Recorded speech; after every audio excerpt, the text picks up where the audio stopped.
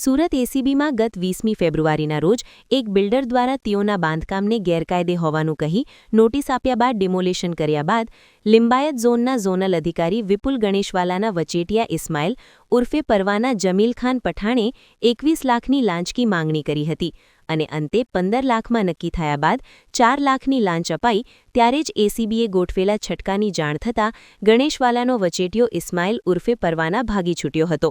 જોકે આ મામલે એસીબીમાં ફરિયાદ નોંધાતા ગણેશવાલા અને પરવાના ભાગી છૂટ્યા હોય આખરી શુક્રવારે વિપુલ ગણેશવાલા એસીબીમાં હાજર થતાં ધરપકડ કરાઈ હતી. જોકે તેના વચેટિયા પરવાનાને ઝડપી પાડવા એસીબીએ ચક્રો ગતિમાન કર્યા છે. સર, કઈ રીતની તપાસ અત્યારે અધિકારી પકડાયા છે એ છટકામાં શું? ગઈ તારીખ 20 ફેબ્રુઆરીના રોજ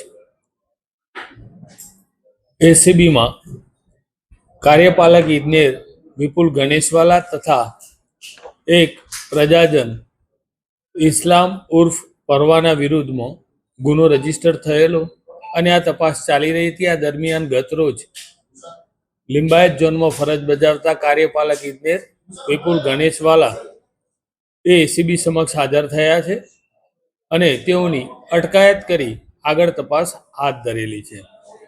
આ કામના આરોપી પરવાના તથા આ ગણેશવાલા એ લગભગ સતત છેલ્લા ઘણા સમયથી આ સેમ એમોથી આવા ગુના આચરી રહ્યા હોય એવી સંભાવના છે. એ મુદ્દે તપાસ ચાલે છે.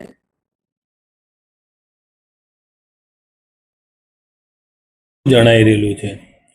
તેમજ આ કામનું જે સહ આરોપી છે ઇસ્લામ ઉર્ફ પરવાના એની વિરુદ્ધમાં અલગ અલગ પોલીસ સ્ટેશનોમાં કુલ મારામારી અને ખંડણી જેવા બીજા અન્ય 6 ગુનાઓ પણ રજીસ્ટર થયેલા છે અને એમાં એ પાસા પણ ભોગવી ચૂકેલો છે. તથા આ કામના જે આરોપી છે ગણેશવાલા એમના લોકરમાંથી જે સોના ચાંદીની જણસ મળેલી છે એ સંદર્ભના એવિડન્સ ચકાસણી ચાલી રહી છે.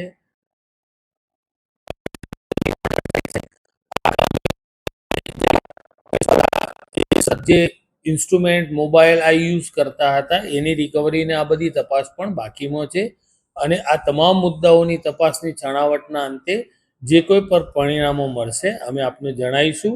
આ કામે આરોપીના રિમાન્ડ અને એ ફર્ધર કામગીરી પણ આજે થશે. Thank you.